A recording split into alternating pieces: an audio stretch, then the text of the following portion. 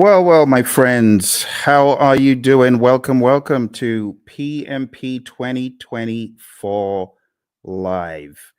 It's always a pleasure to be with you, those of you who are on the journey to getting certified to being a PMP. And for those of you who are already certified, I'd like to say a massive congrats to you. Really excited to be able to meet with you once again. So don't be a stranger. Let me know where you're calling from or where you're listening to me from. And for those of you that may have any questions, now's a good time to begin putting the questions in. But the purpose for our meeting today is to once again realign your journey towards PMP exam success. Okay. I know lots of you have plans to get certified in 2024, but it's important that you be focused on the right direction. All right. Because this PMP exam, when you look at it, it's full of content. It has so much information in it. So you need to be focused, my friend. You need to be laser focused on what exactly you're doing at every step of the way. Now, the easiest way is this. Number one, understand Agile. Please understand Agile. I know there are lots of courses out there. They're very heavy in the predictive piece, but they're not heavy enough in the Agile piece. And therefore, when people get on the exam, they don't understand the questions. Let me be perfectly clear about the questions, how the questions are posed. The questions are going to ask you, you are a project manager. It will always tell you who you are. You're a project manager in a project. You're doing this, that, or the other. You encounter a situation. What should you do next? But not just that. In the answers, you very well could have a blend of agile and predictive answers. And it doesn't mean you should choose agile all the time or predictive all the time. It depends on the way the answer is crafted. So my recommendation to you, number one, if you have this book called the Agile Practice Guide, read the book. If you've been for one of my courses and you have Agile book, this one, if you have Agile Principle Run and Cut, please read the book. In fact, I mean, you can see the relative size, right? This is great. This goes deep. This brings you into the discussion like from a layman's perspective. So if I were you, you can get this on Amazon. You can get this everywhere books are sold, pretty much this as well. So I would recommend, if you are weak in Agile, beef up your Agile understanding to the point where you know pretty much where the question is going, right? You got to know from an Agile perspective the values, the philosophies, the thought processes, like just vanilla flavored values. Know your values really well, right? Just know through this work, we've come to value individuals and interactions over processes and tools, work in product over comprehensive documentation, customer collaboration over contract negotiation, responding to change over following a plan. And even though there's value in the items that we just kind of discredited, we value the items on the other side more. That's what you need to be thinking. Then you go over to the principles. Okay. So I'm going to walk you through a little bit of Agile tonight, just to make sure you're on that wavelength. When I'm done with Agile, I'm going to tell you what next to do with Agile. And then I'm going to go into the predictive and then the hybrid. So this is probably going to take about an hour. We might be fortunate to get done quicker, but I want us to jump straight into the discussion because there's a lot for me to show you in this world of PMP. And this first piece is a slice from my course that I call Agile for Practitioners. My buddy Roy and I put this together, and it has helped PMPs across the world ace their PMP exam. So I'm just going to give you a quick little slice of Agile for Practitioners tonight. Let's jump straight into a few little introductions. So that's me. That's your buddy Phil. And I got certified in 2005. And since I got certified, I've been helping people across the world come from an engineering background. I'm one of those who escaped, who ran away and went into a different world of project management, trained many organizations, as you can see on the screen, many government entities, and so on. But let's jump straight into why Agile. Why Agile? I like this quote from Leon Meganson. It says, "It is not the strongest of the species that survives, nor the most intelligent, but the one most adaptable to change." It's all about adaptability, my friend, isn't it? You might recall on page 14 of the Agile Practice Guide, the Stacy model. Stacy model is a great representation of different spectrums where you can be either in an agile setting or in a more simple predictive setting. The summary is you don't have to be agile in practice every single project. For example, you don't have to use Scrum on every single project. You don't have to use Kanban on every single project. Imagine a nuclear plant shutdown. You can't do that saying, we're going to do everything entirely agile. Heaven forbid. You got to be predictive in some instances. And that's why we have the simple zone where we are close to agreement in the requirements and close to certainty as far as the technicality. So we've already gotten that out of the way, right? There's that understanding. Now, taking it up a notch to help you with your philosophies, the idea is in the world of project management, which of these is most important every time? If I asked you to select three things, just three things that you feel are mega important every time, what would they be? Would you choose time? I'm curious. Why don't you chat into me and say, "Hey, Phil, this is what I think. This is what I think is most important on projects all the time." You want to try that?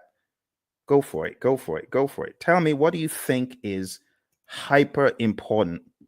Three things, if you're going to choose three out of these. Any ideas?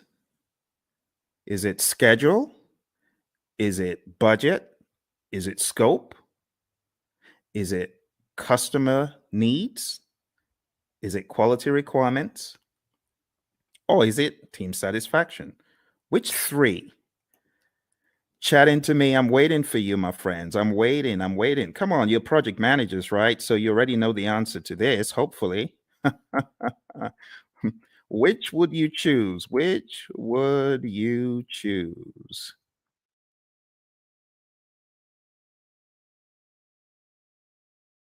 All right. Which would you choose? Everyone's trying to be all cute here. All right. Well, what I would choose is probably not the first one because delivering on schedule, if I don't deliver quality, is going to be frowned on. Don't you agree? If I delivered on schedule, but my customer is not happy, what good is that? Right? What about delivering on budget? You deliver on budget, but your customer is not happy. You got issues. You see where the train is going now? So, in order to answer this question, you need to ask, what about the customer? That needs to be actually one of the first things, but it's not the first thing that you think about. You know, the very first thing you should think about? The very first thing you should think about is the restaurant analogy. Have you ever been to a restaurant and you made the mistake of being mean to the waiter and they're going back there and you're wondering, oh my goodness, I shouldn't have done that. Who knows what they're going to do to my food? Has that thought ever crossed your mind? Well, it's the same thing when it comes to the world of project management. Because if you are not satisfying your team members, the likelihood is your customer may not be satisfied because the team may not put in their best. But if your team is satisfied, and I'm not talking salary now, I'm just talking being mindful and being empathetic and ensuring that the team has what they need. You know, the Agile Manifesto talks about giving the team the environment and support they need. When you do that, you're likely to have the team meeting quality requirements, delivering on budget, schedule, scope, and the customer is likely to be satisfied. All that good stuff. Okay, so the best answer to this, I don't know if you noticed, this said all plan scope. So you don't have that mindset of, oh, we have to deliver everything. In the world of Agile, no, that's not our mindset. Our mindset is we got to deliver value. It doesn't have to be all the scope. So I was looking for you to choose the bottom three. That's what I was looking for, just the bottom three: customer, quality, and team. Now, moving on to the next part where we're going to go pretty quick. This is what I was talking about, right? The Agile Manifesto values, which I've already covered, and then the Agile Manifesto principles. I'll just summarize them. Number one, customer obsession. Number two, welcome changes, even late, for the customer's benefit. Number three, deliver working product frequently. We want this to be shorter than 2 months because things change rapidly. You want feedback. You want to put it back into production. You want customer engagement. If it's far beyond 2 weeks, your customer may be disengaged. Number four, business people and developers working together daily. Number five, building projects around motivated individuals. I mean, that's common sense. No one wants to build a project around a demotivated team, right? Number six, face-to-face conversation. Now, this is very debatable because today everyone's on Teams, everyone is on Zoom. So, when it comes to efficient and effective, we got to be careful in 2024. But for the sake of your exam, just go with number six as it's written. Number seven, working product, the primary measure of progress. In the world of Agile, we don't do all those percent completes and statuses, right? In this world, Agile processes promote sustainable development. I call number 8, don't kill the team. The don't kill the team principle. Number 9, continuous attention to technical excellence and good design enhances agility. Number 10, keep it simple, sir. Keep it simple, sister. Number 11, the best architectures, requirements, and designs emerge from self-organizing team. Just leave the team alone. Let them do their stuff. You hired adults. You hired experts. They'll get it done better than when they were meddled with. And number 12, at regular intervals, the team reflects on how to become more effective. They tune and adjust their behavior accordingly. Doesn't always have to be the retrospective. This could be just a way of life, a day-to-day philosophy. And that's the Agile Manifesto. You do really need to know this well before you exam, okay? Now, let's go a step further. There is one more thing in the world of Agile that I like showing, and that is a difference between the predictive thinking, which is encapsulated on the screen right here. You can see in the traditional world, scope is fixed, but in the world of Agile, what happens? We flip the triangle on its head, and scope is now flexible, right? What is fixed is we have a fixed time box, that's schedule, and then we have a fixed budget, team size. So don't forget these core things about the world of Agile. Finally, before we get out of Agile, I just want to remind you, because I know a lot of people fight this one. The most popular Agile framework is Scrum, okay? If you haven't read the Scrum Guide, you should. Go to scrumguides.org, download it, read it, right? Scrum is a lightweight, easy to understand model. It's based on 3 pillars of transparency, inspection, and adaptation. This is a sequence of activities. What happens? Number 1, we have a product backlog, and it's a list of all the things our customers want. Then we have an event. It's called sprint planning. Sprint planning is where we meet to decide what we're going to get done in the sprint.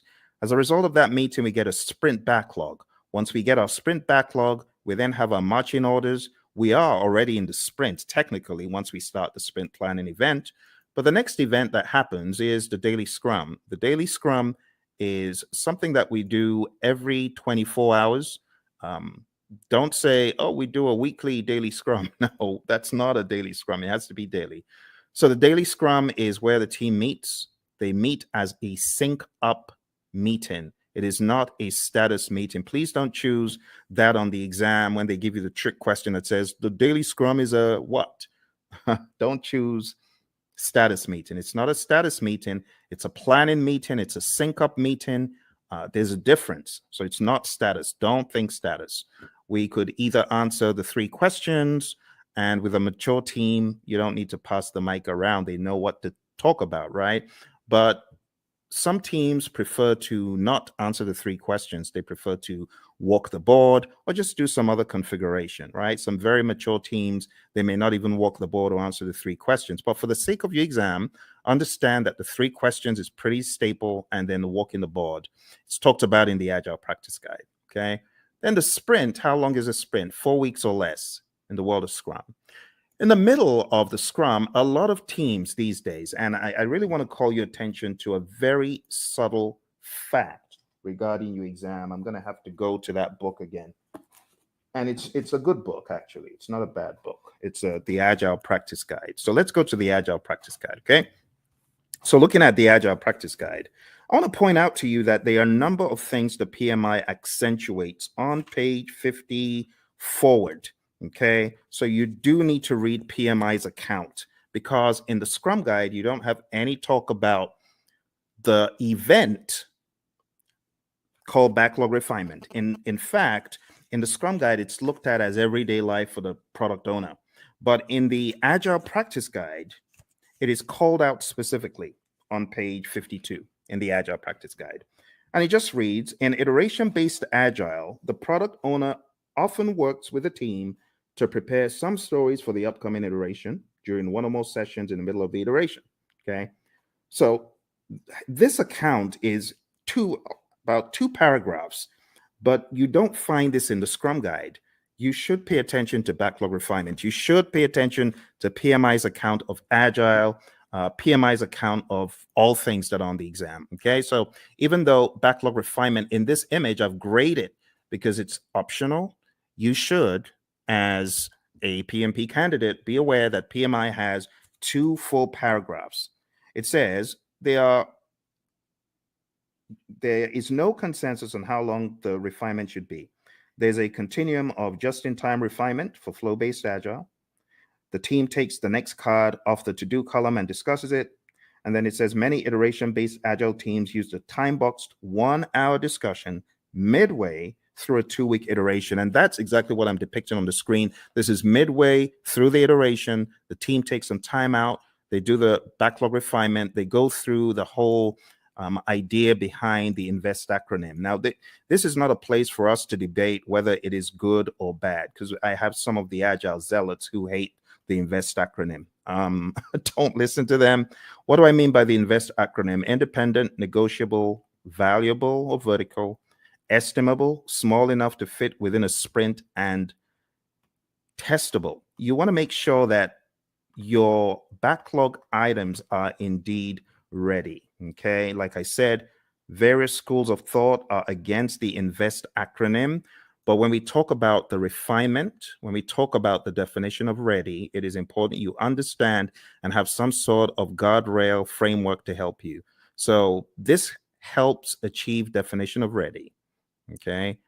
If the story fails to meet one of these criteria, the team may want to reword it or even consider a rewrite. So this is the INVEST acronym.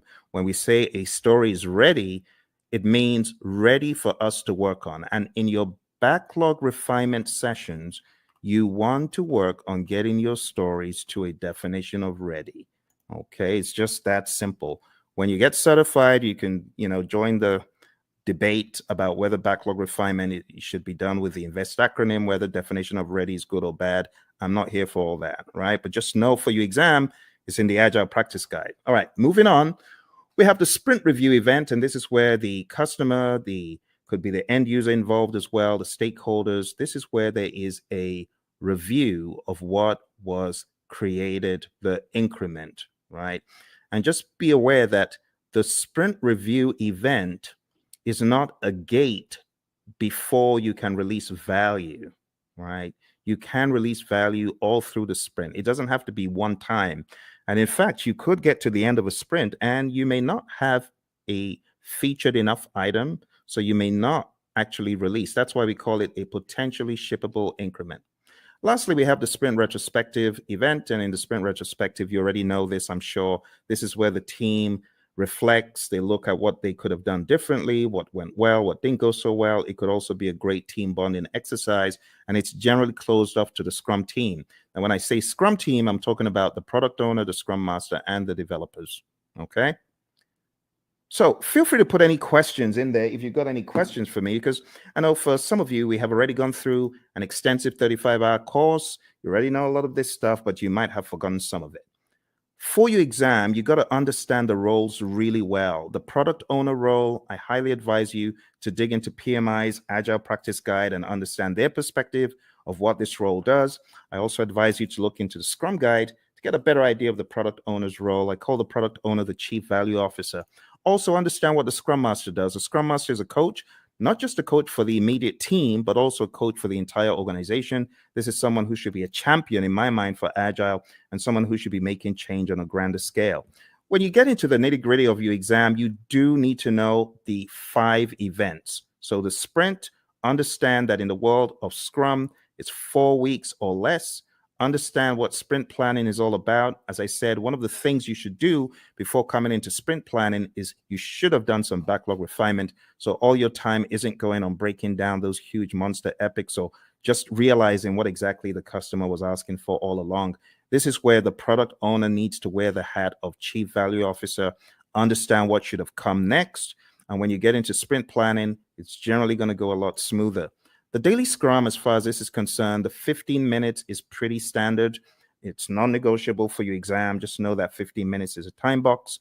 When it comes to backlog refinement, like I said, we want our stories or our requests to be sprint ready. Again, in industry, there's the debate of, well, stories aren't needed in Scrum. They're not in the Scrum Guide.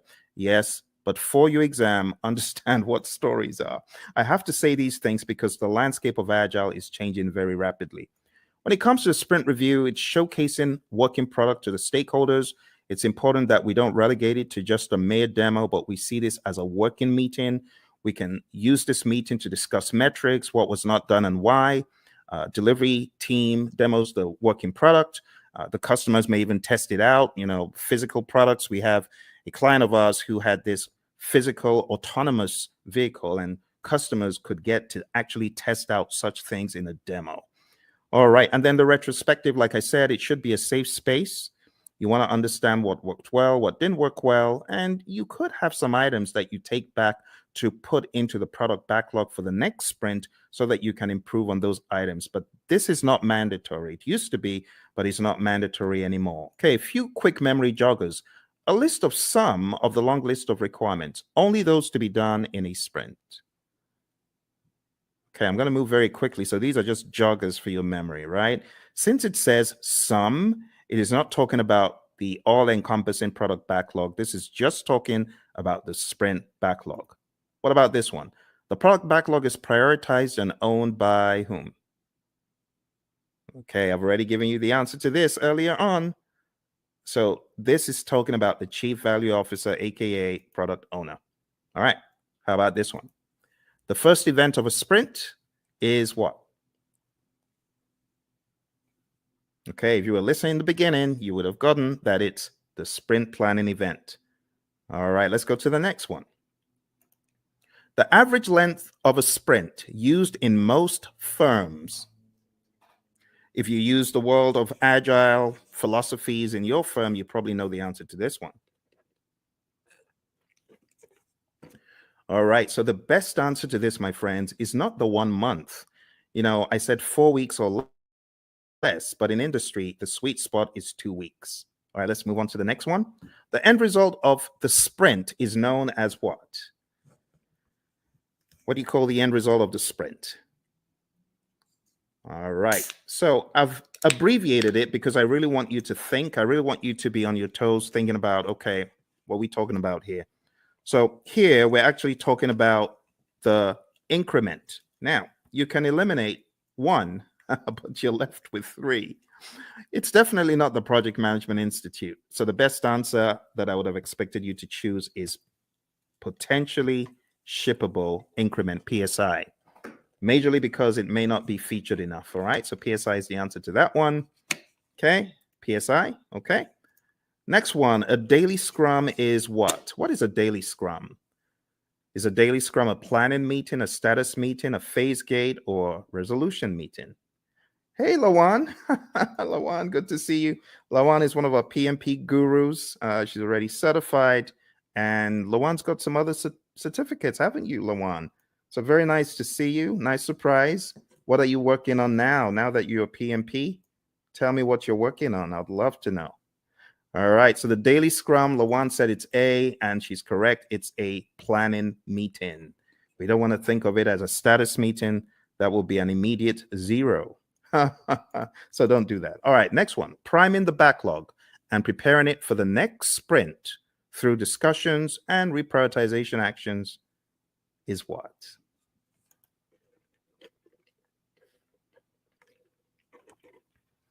Awesome. Lawan is on it. She is on it. She hasn't forgotten it. Not missed a beat. Thank you, Lawan. The best answer to that is indeed what you chose. The answer is backlog refinement. And backlog refinement, we talk about it as being not mandatory as far as an event, but in the Agile Practice Guide, we see it there front and center. All right. The potentially shippable increment should be shown to the customer in a demonstration. This is known as what?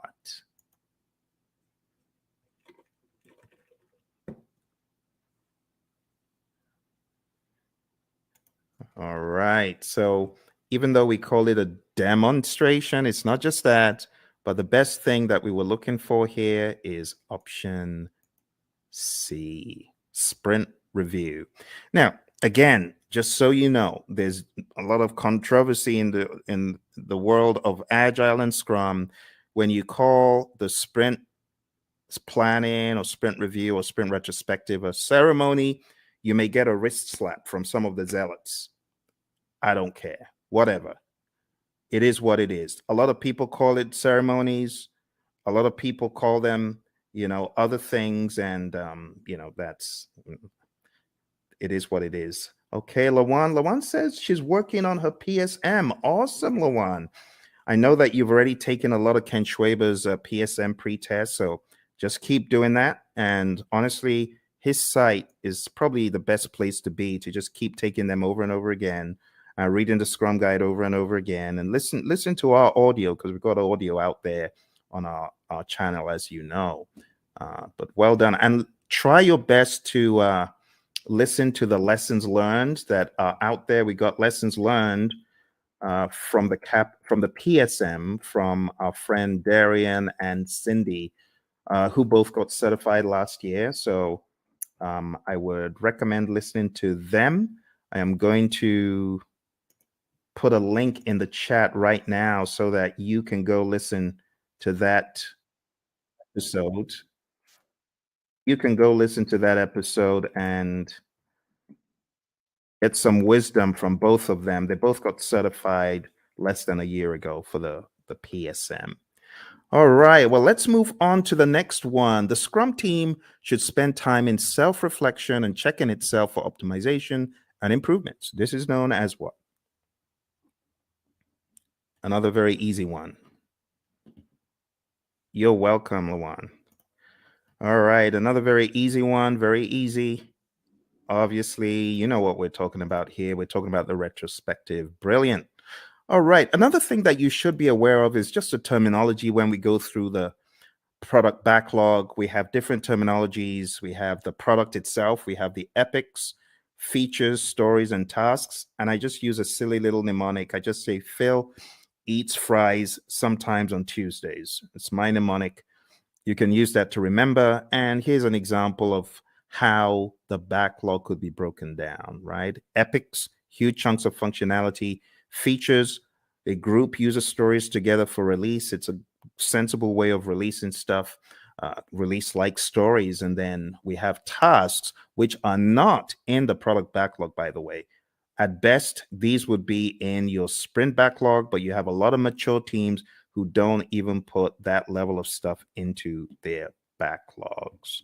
So at the end of the day, you would have a breakdown that looks something like this, right? You would have the product broken down into epics. Here's an example of PBIs for a website, and I will zoom in so you can see the intricacies here. So it looks very much like a work breakdown structure, but don't get it twisted. It's not a work breakdown structure. This is a product, right? Product breakdown.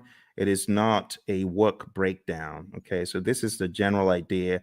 epics, features, stories. You can see we have the core website functionality broken down into the UI, and then that broken down progressively into more levels of detail until we get to a task level. Okay, and then here you can see the UX, content and user experience broken down into smaller pieces as well. Those would be at the feature level, and these story level, ultimately the task level. And we don't want to make this a religious thing you do in the world of Agile. It's not. It's just logic on how you break down your backlog, right? So your product backlog, you have big boulders, big chunks. Here's the general idea. When you're working on your product backlog, it's like an iceberg, right? You got this big old iceberg at the bottom. You got to break the iceberg into smaller pieces. And those smaller pieces, that's what floats up to the top. And that's what gets done. If the product owner, of course, is thinking properly, that's what should happen first. Okay, the next big difference that I want to point out is the difference between the definition of ready, which we talked about earlier. Go listen to it if you didn't, and then the definition of done. Definition of done is an agreed upon set of items that must be completed before an increment is considered complete. Do not mix this up with the acceptance criteria at the back of the card. The acceptance criteria, of course, could be one of the items that we are looking to be complete, looking to have met the requirements. But at the end of the day, the definition of done is not just one thing, it's a number of things. And it's on a case-by-case basis, depending on your industry and depending on your unique situation. But just remember that the definition of ready and the definition of done are different things. What drives Agile is a concept of value delivery. So you want to make sure you're delivering value to your client. Value should be the number one thing. Another thing that we joke about in our class is the concept of food, because we know people love food. But imagine if you went to a five-star restaurant and you wanted the dessert and someone said, no, you can't have the dessert. You got to eat the greens. Well, as an adult, you can appreciate that. But what if you were a kid? You wouldn't. In the same token, our customers, they have things that are near and dear to them, like dessert. And we say, give them the value they want first. Don't withhold the value from them. Because they won't be happy if you withhold the value from them. If you gave them the value, then they understand you get them, right? You totally get them. So how do you order the backlog? The different ways of ordering the backlog, but one of the philosophies is to understand the concept of doing the big, hairy, audacious things first, right? The high risk, but high value. So always think, what is high risk? What is there a high risk and a high value on in this project? If there's a probability that you won't get a high value item done, that could be bad. So what should you do? This is just basic project management common sense.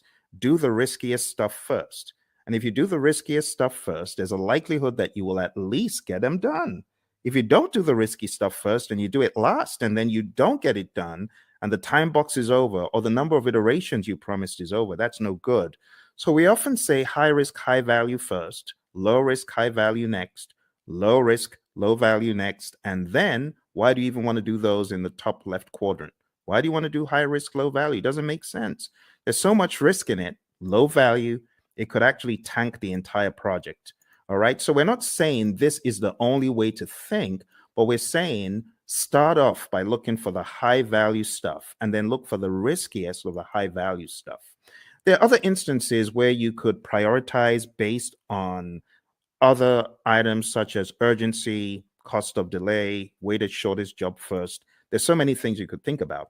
So when we think about ordering the backlog, the job of the product owner is a rather interesting one because the product owner has to think so many things: revenue, demand, importance to end users, frequency of use, the risk of not having it, and so on and so forth. So as a product owner, your thinking always needs to be what is most important. Now, the product owner sometimes falls into the fire alarm trap, which is pandering to people who are shouting the loudest. That is not the way to do it. You want to use more sensible criteria like NPV, ROI, Moscow, and Kano, which are really just categorization techniques when you think about it.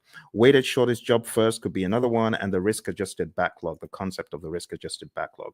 So there's so many pieces that you need to master for your PMP exam, but ultimately, you're going to understand that Agile is front and center, because I cannot tell you how many people have cried, my Agile was so huge on the exam.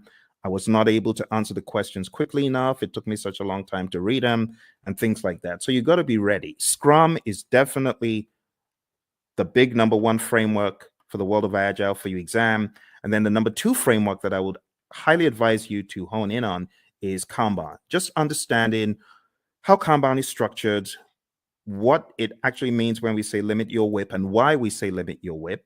Understand what a board could look like when you have the WIP limits up top there. Understand what it means when we say the lead time, the cycle time, and things such as that. And understand this concept, because while it may not be tested on the exam, it's good to have the Agile philosophy of there's a cost for delaying delivering value to your customer. If you're not delivering value quickly enough, then your customer could tank. Your customer could fall off the radar. Your customer could go out of business. So we want you to have that mindset, okay? And last but not least, I'll just say have a mentality of the shuhari, right? Alistair Coburn brought this into the world of Agile from the world of Aikido, and it's just a great philosophy to understand. You got to go through a period of blind obedience. So I remember when the PMI Phoenix chapter brought the whole CSM bandwagon to our chapter, and I was one of the people who jumped on it. And our trainer was receiving a lot of consternation. Tom Meller was receiving a lot of consternation from the PMPs because they felt, what is this? This doesn't make sense. Why should we do this? Don't criticize our project management and things such as that. But blind obedience is best. Honestly, if you're coming into the world of Agile, just leave all your predictive stuff at the door, because I was in the world of predictive for eons, but I had to embrace, as they say in the military, embrace the suck. I had to embrace what Agile was bringing, the change in mindset. And not until I embraced it and I went fully in did I fully get it. So the blind obedience stage is really important. After the blind obedience, you get to the heart stage, consciously moving away from the rules, detaching, breaking free. And when you have done this for a period, you now understand the why, and you are just on autopilot Agile when you get to the restage. You're unconsciously finding an individual path to go beyond or transcend. So, my friends, for your exam, this is the first piece that I wanted to introduce to you because Agile is big. It's really big. Now, if you haven't already realized, your exam is going to be based on people, process, and business. And people, process, business could cut across the world of Agile, or it could also cut across the world of predictive. Yes. And that is why I should not say the 12 principles. 12 principles are important. That's in PMBOK 7. So let me just get the 12 principles out of the way for a quick second. 12 principles. Let's talk about that. So for those of you that haven't read about the 12 principles, I want you to download a PMI PDF. I'm going to try to put that PDF in the comments below. So PMI 12 principles.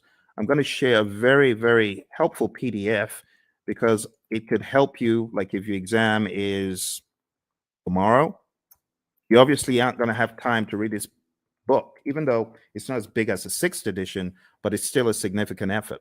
But maybe, just maybe you could go through the 12 principles in this PDF. So let me show you what is in this PDF.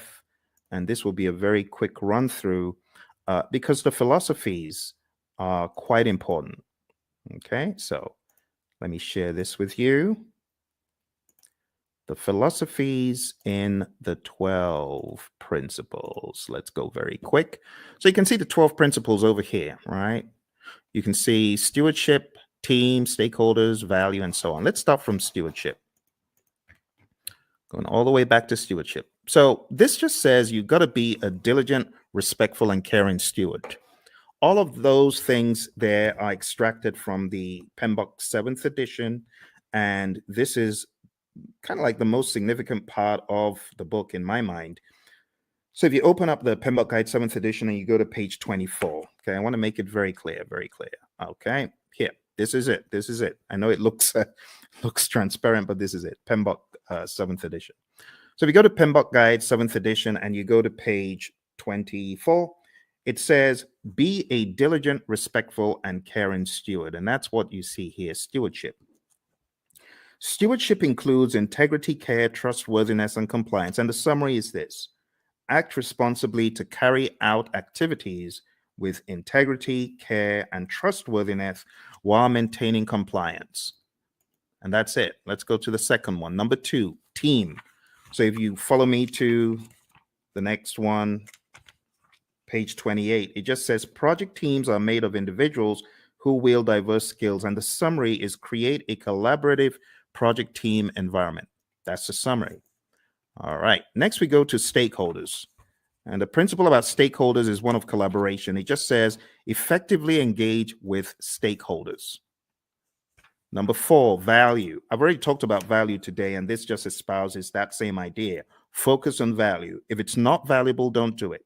Continually evaluate and adjust project alignment to business objectives and intended benefits and value. Systems thinking. Always see the big picture. It says recognize, evaluate, and respond to system interactions. That's that one. Going over to leadership. Leadership is all about being bold, taking those leadership decisions, making them, it says, demonstrate and adapt leadership behaviors to support individual and team needs. So here, I would say definitely know the Hersey-Blanchard model, the 5 stages of team development, things like McGregor's theory, Herzberg, Vroom, McClelland, all those, you should have an idea about those. But understand that leadership is all about influence. There's a difference between leadership and authority. You got to know that, okay? Even in the power interest grid versus the influence impact grid, there's a difference between power, authority, and influence leadership, okay? You got to remember that. So demonstrate leadership behaviors. Moving on to tailoring. Tailoring, it says, tailor based on context. The summary is you cannot throw the entire PMBOK guide or guides or process group or practice guide at every single project. All right, next one is quality. It says build quality into processes and deliverables. You got to think quality. It says maintain a focus on quality that produces deliverables that meet project objectives and align to the needs, uses, and acceptance requirements set forth by relevant stakeholders. Let's move on to complexity. Complexity, it says navigate complexity. The best way to navigate complexity is to understand the dimensions in it. The dimensions, human behavior, system behavior, uncertainty itself, and ambiguity, and technological innovation. There's a difference between these two. So let me go over these on page 51 very quick for you. Ambiguity is a state of being unclear. It says of not knowing what to expect or how to comprehend a situation.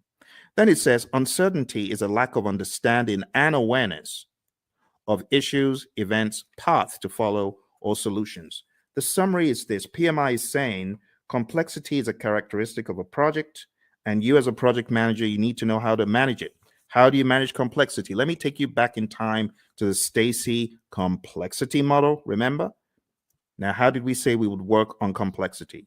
We're going to break things down into smaller pieces, do things in iteration. Sounds like Agile, right? Because that's what we're talking about. All right, number 10, optimize risk responses. It says continually evaluate exposure to risks, both opportunities and threats, to maximize positive impacts and minimize negative impacts to the project and its outcomes. Number 11, embrace adaptability and resiliency. It says build adaptability and resiliency into the organizations and the project team's approaches. It says most projects encounter challenges or obstacles at some stage. The combined attributes of adaptability and resiliency in the project team's approach to a project help the project accommodate impacts and thrive. Adaptability refers to the ability to respond to changing conditions. Resiliency consists of 2 components: the ability to absorb impacts and the ability to recover quickly from setback or failure. Last but not least, we have number 12, one of my favorites, and this says enable change to achieve the envisioned future state. It says prepare those impacted for the adoption and sustainment of new and different behaviors and processes required for the transition from the current state to the intended future state. Here's the deal, my friends. If you're ever going through change, just remember that people are different. Some people cannot absorb change very well, and others can. So you must approach it from a humanistic standpoint. You have to be empathetic. You have to understand the J curve, the way the J curve works. People are going to be in that valley of the J curve, pondering and wondering, how does this impact my life? They're going to be down in the dumps. So what the PMI advocates quite a lot is sense-making sessions. Don't forget the people. All right, and that's pretty much it for PMBOK 7. For those of you who have been asking the question, Phil, does that mean I need to just read the entire PMBOK 7? I've told you, listen to what I'm telling you. Read, I've given you one PDF. Can I give you one more PDF from the PMI? Let me give you one more PDF from the PMI. I'm going to give you the domains PDF because I know some of you, you're still wondering, but what about the domains? I need to know the domains. Okay, I'll show you the domains. You want domains? We'll go to domains tonight. I'll show you. So here we go. Here are the domains. Okay, just to ensure that your curiosity is satisfied, there are 8 domains in the PMBOK Guide 7th edition. Now, stay with me because I know some of you are fixing to run away. Stay with me. Okay, I got to explain this. This is PMBOK 7. This is PMBOK 6. PMBOK 6 is a wildebeest. It's huge, right? It has 756 pages. This one, on the other hand, has 300 and something pages. However, when it comes to predictive project management, this does not do a good enough job, which is why the PMI have included in their library something called Process Groups of Practice Guide. And that took from the now out of publication 6th edition, and they put together Process Groups of Practice Guide to walk people through the knowledges and process groups. Because, should I just be honest? People ain't buying the domains. People are like, we've known the process groups and knowledge areas for the past 2.5 decades.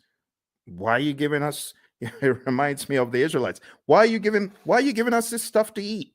Why are you giving us why are you giving us PMBOK 7 to eat? So let me show you the summary, okay? Let me show you the summary. Here is the domains, okay? I've put the domains in the chat. Now let's share the domains very quick. Now, I'm going to read for you from the PMBOK Guide 7th edition, and hopefully you will not ask me this ever again because I feel it's not a very good use of our time, but I know some of you are curious. So let's go to page 7. And another thing about this book is it has 2 sets of pages. You have page 1 in the side where you have the principles, and then you have another page 1 where you have the domains. But let's talk about the domains. Listen carefully. It says, a project performance domain is a group of related activities. That's the difference. It did not say a group of processes. You get it? A group of related activities that are critical for the effective delivery of project outcomes. Project performance domains are interactive, interrelated, and interdependent areas of focus that work in unison to achieve desired project outcomes. There are 8 project performance domains. Number 1, stakeholders. Number 2, team. Number 3, development approach and lifecycle. Number 4, planning. Number 5, project work. Number 6, delivery. Number 7, measurement. And number 8, uncertainty. Let's go through them hyper quick.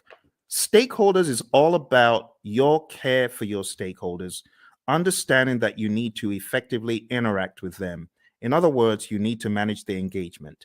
The team domain is all about caring for the team, team health, and team optimization. Development approach and life cycle is all about selecting the right development approach. Is it going to be agile? Is it going to be predictive? Is it going to be incremental? Is it going to be agile? And then going down into the smaller silos, is it going to be Scrum? Is it going to be Kanban? Is it going to be TDD? Is it going to be ATDD that we use here, right? And so on and so forth. Planning is all about planning the project. It's that simple. Project work, as it says here, addresses activities and functions associated with establishing project processes, managing physical resources, and fostering a learning environment. Watch this. Project work is associated with establishing the processes and performing the work. Boom, performing the work. That's the direct and manage project work process and everything connected to it. So just think executing. The next one is delivery. This just makes sense. You create a product, service, result, feature, function. It needs to be delivered. And that's what you're doing in the delivery performance domain. It addresses activities and functions associated with delivering the scope and quality. You see those two? Scope management, quality management. I told you you were not missing anything. That's what these domains are all about. The next one is measurement. Now, this one, I must say, is a worthwhile inclusion in the dialogue, because a lot of times you have individuals who are measuring stuff and their measurements are probably not sensible. For example, a company my buddy Roy worked with, the company said to the testers, we're going to reward you if you find bugs. The more bugs you find, the more rewards you get. So these people aren't stupid. Of course, they had friends who were developers. So the developers started cranking out some soft bugs, not really malicious bad bugs, just soft bugs that will get their buddies a reward. What a ridiculous metric to measure. So don't measure the wrong thing. That's what this is telling us. Measure sensibly, and also be aware of the vanity metrics phenom. Don't fall into the trap of vanity metrics. Actually, the PMI has a very good breakdown of why you should be very particular about metrics. It says on page 96, we have leading indicators and lagging indicators. So be aware of what you're measuring. Is it a leading indicator predicting changes or trends, right? Leading. In other words, the metric is smart. The metric tells you what is about to happen before it does. Or we have lagging indicators. Now, lagging indicators, I'm not saying they're dumb, but they measure deliverables or events after the fact. Okay, so leading indicators, that's your magic right there. Lagging indicators, not bad. They're still helpful, but it's after the fact. And it says what to measure. You got all sorts of things on page 98, which is a good breakdown of what to measure. We go into the concept of baselines, business value, net promoter score, mood chart. I would highly advise at least understand some of the basic metrics in project management, just in case they come up on your exam. So benefit cost ratio or cost benefit ratio, MPV, net promoter score, which is a measure of how happy your stakeholder is or willing to recommend your products or services to others, mood chart, and what else? That's pretty much it. There's some very good stuff here. So if there's one of the domains that I am excited about, I think it's this one. This is definitely value to the project management narrative. On page 112, we have my favorite, the vanity metric, a measure that shows data but does not provide useful information for making decisions. Has someone ever told you to gather data and measure stuff that is just worthless? You know, for example, measuring page views of a website is not as useful as measuring the number of new viewers, because you could have had one viewer go in there 1,000 times, if you get what I mean. So just that whole idea is what we talk about in the measurement domain. Last but not least, we have the uncertainty domain. And it just says projects exist in environments with varying degrees of uncertainty. In that vein, the project manager needs to have a plan, a mousetrap for how to measure the usual suspects. There are 5 of them: uncertainty, a lack of understanding and awareness of issues; ambiguity, a state of being unclear; complexity, a characteristic of a program or project or its environment that is difficult to manage due to human behavior, system behavior, and ambiguity; volatility; and then risk. And honestly, that's it. That's it for your 8 domains. We don't really have to go any further. It would be a waste of time. Now, if you have any questions, I would love to answer your questions. We're going to be hitting about an hour very soon.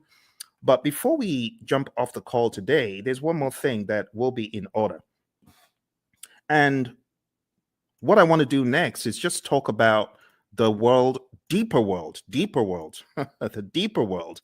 deeper world of project management, by going into, it's the grid. Everyone's like, oh my goodness, not that again. This grid is very important, my friends. It's important for your project management journey. I know a lot of people are not very keen on it, but trust me, you need this. You really need this. You really need this thing I'm about to show you. And it's the 5 process groups and the 10 knowledge areas. We have to go through it tonight. I couldn't let you escape without it. So I would like for you to get a pen and a paper. It's going to be a worthwhile experience. It's going to be good. Let's work on this together. And as I go through it, I want you to ask any questions. Okay, if you have any questions, now would be a great time to ask them. So in the world of project management, according to the PMI, way back in time, there are 5 process groups of project management, and they're just 5 buckets. I just call them buckets of things that need to be done in order for us to get project work done. And when I say project work, I'm talking more about the work that the project manager and the team are going to do to manage the project. You see, there's a difference between doing the work versus managing the project. You hear the PMI talk about a product life cycle. That's all about doing the work. But then there's talk about a project management life cycle, which is really code for the process groups. So if you're taking this exam, what is going to help it become easy for you? I heard this again from one of our latest PMPs. Shout out to Lily, who got certified about 4 days ago. She said the same thing. This will help your exam. Highly recommend that you watch this over and over again and you work with me. I am going to be typing in all of the process names and I'm going to be explaining them to you. All right. So why don't we get started with the first area of knowledge? Because we got, I prefer extra money in cash at the top, or I prefer eating mangoes chilled. And then we've got, I saw 6 chipmunks quietly roasting coffee, reading poetry stories. Or I saw 6 Cubans quietly rolling cigars, really puffing smoke. You choose whatever one you want. As long as you remember the 10 areas of knowledge, I'm good. Moving into each one, we have the very first, which is integration. I'm going to be making them a bright yellow as I go through. Hopefully I remember to be consistent with it. And in that way, you'll know which one we're on, okay? So right now, we're going into integration. Let's make it a bright yellow. All right. So in integration, the very first thing that happens is the develop project charter process. And in develop project charter, you are creating a document that authorizes the project. You, the project manager, could be working on this, but you don't necessarily have to, because if you've got a sponsor who is capable, they could create this by themselves. They don't need you to do it. But other times they may ask you to do it. In fact, in a lot of companies, the project manager creates the charter, the sponsor signs off on it. So you have to understand that dynamic. All right. Next, going over to planning. The next thing you do in integration is you develop the project management plan. And this is where you put the big plan together, because there's a lot of stuff that actually happens under the process that we're not seeing yet. There's stuff that happens under integration, and all of that rolls up, technically speaking, into integration at the end. We'll talk about that progressively. Next, going into executing, we have the direct and manage project work process. This is where the work is being done and the major output is a deliverable. So think about it. Everything that you're doing in project management, whether you're making a chicken sandwich or whether you're working on software or code or whatever, you will have the time when you need to do the work. And direct and manage project work is where the project manager is helping by directing and managing what needs to be done. Okay. From direct to manage project work, in addition to deliverables, we get something called the issue log, and we also get work performance data, which is just like you as a project manager, you are observing what is happening on the project. You know, you're observing how many widgets have defects. You might be observing which employees are unable to come in for work. We call that work performance data. The other thing that happens here in executing and integration is manage project knowledge. Okay, and then moving over to monitoring and controlling, we have a process called monitor and control project work. And this is where we are creating reports. We call them work performance reports. And the reports help understand the status of the project and so on. And the other thing that happens here is called perform integrated change control. And this is where you are reviewing the change requests that come in. The change control board is also involved. So you would review the change request as it comes in. If the change request is not in formal writing, you are encouraged to put it in formal writing. And then you review it, you do an impact analysis, and then you send that information to the change control board, and they can review the change request and decide whether it's going to be done or not. And then in closing, we have the close project or phase process. Close project or phase. And this is where you close out either a phase in the project or the project as a whole. Now, what I want to do right now is just comb through them in a little bit more depth. All right. We get a project charter from here, develop project charter over here. From develop project management plan, we get our project management plan. From direct to manage project work, we get our deliverables. From manage project knowledge, this is where we do our lessons learned. We get a lessons learned register. From monitor and control project work, we get our work performance reports. From perform integrated change control, we get our approved change requests. Remember, we could also say the change log is technically an output from here. But remember, your exam is not based on all these inputs, outputs, and stuff. They just help you understand the flow. It is important for you to understand the flow, my friends. And then we have close project or phase. So closing out the project or a phase in the project. This is where we have a final product, service, or result transition as an output. We also have a final report as an output. Okay. Now, these are not just random words that I made up. These are indeed things in the PMBOK Guide 6th edition and things that are helpful for you to know as you traverse the landscape of project management as you prepare for your exam. Okay. All right. I hope that makes sense. Do send in any questions if you have questions. So that's the first knowledge area. Now, everything that happens under integration, you got to look at it like this. Look at it like this. All this stuff under rolls up. All the stuff under rolls up, technically speaking. Now here, I know we only have one process here, but technically speaking, what you have in identifying the stakeholders, you want to make sure the stakeholders buy into the charter. All the stuff you have here in planning is going to add up to your project management plan. All the stuff you do in executing is pretty much governed, talking about governance from an integrative standpoint. Everything you do in monitoring and controlling is governed up here because all you're checking to see if you're going according to plan in all the knowledge areas is governed at a higher level in monitor and control project work. And close project or phase, it just has that, okay? And that's the general high level idea. Now we're going to be going crazily quick, so I'm going to put the responsibility in your court to tell me to slow down or stop because I'm just going to go pedal to metal from here, okay? All right. So draw along, follow along. It will be a good exercise. Going into planning, we have plan, scope, management as a process where we decide how to manage scope. Then we have collect requirements, where we are collecting all the requirements, functional requirements, business requirements, and so on.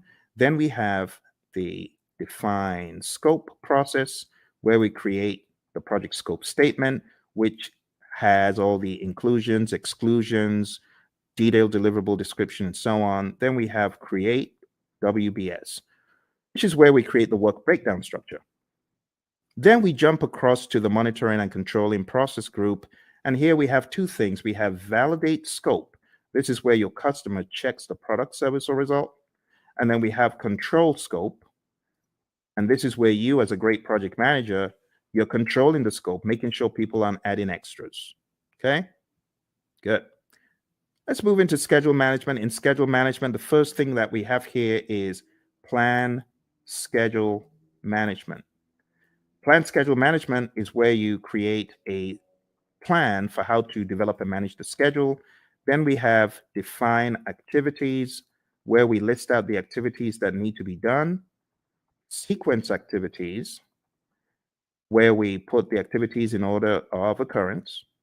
And estimate activity durations, where we decide how long each activity will take.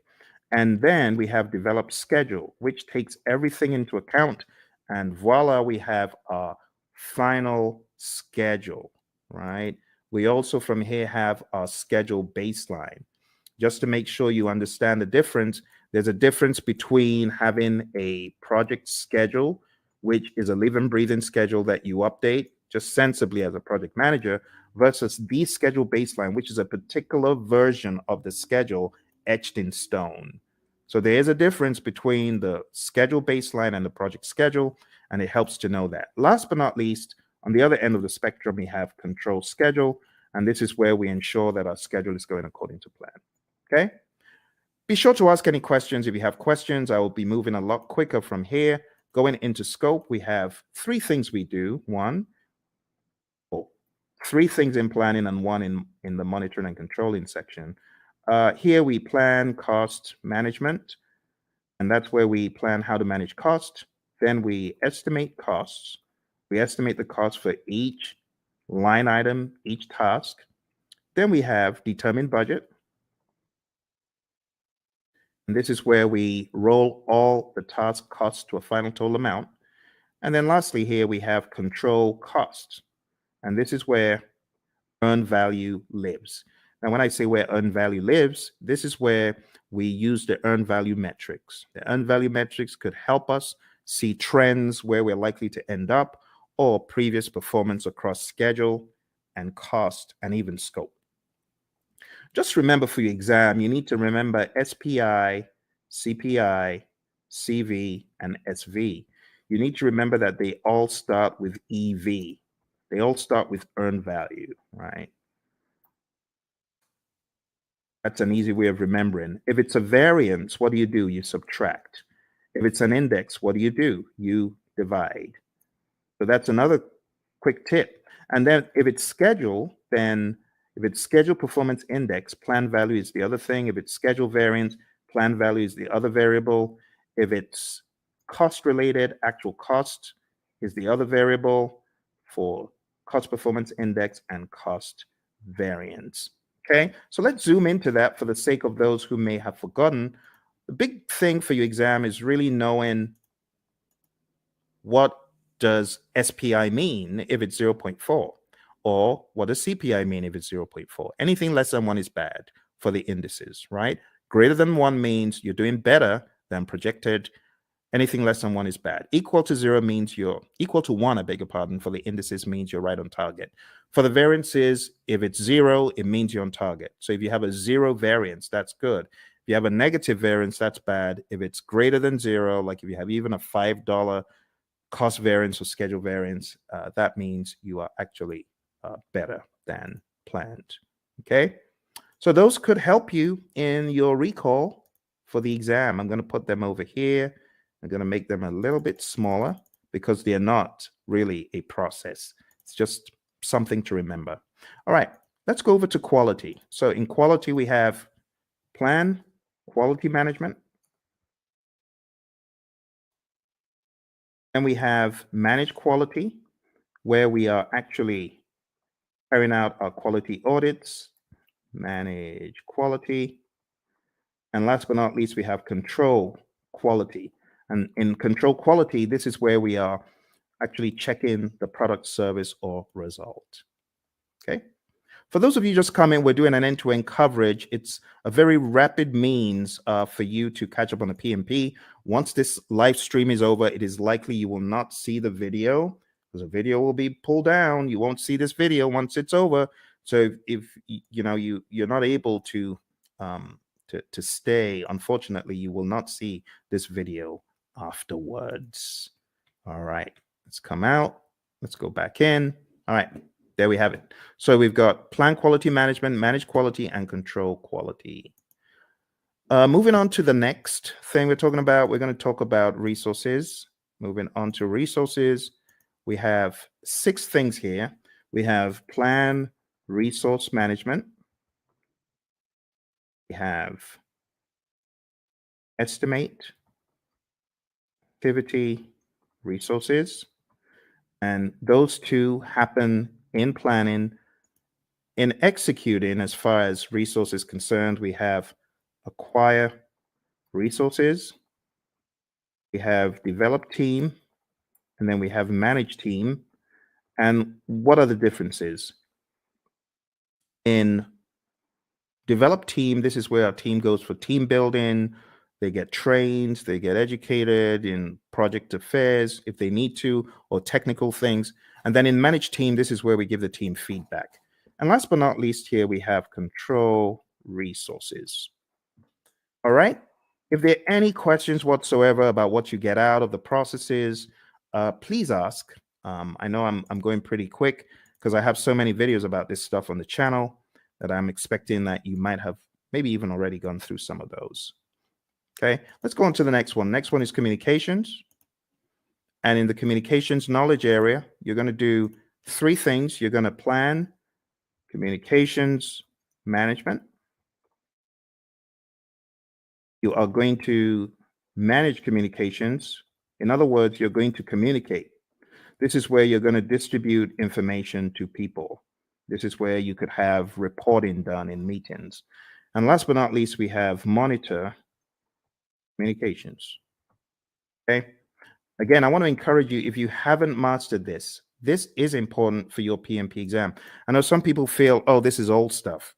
Trust me when I tell you, I cannot count how many people I've heard from that this helped them put the big map together.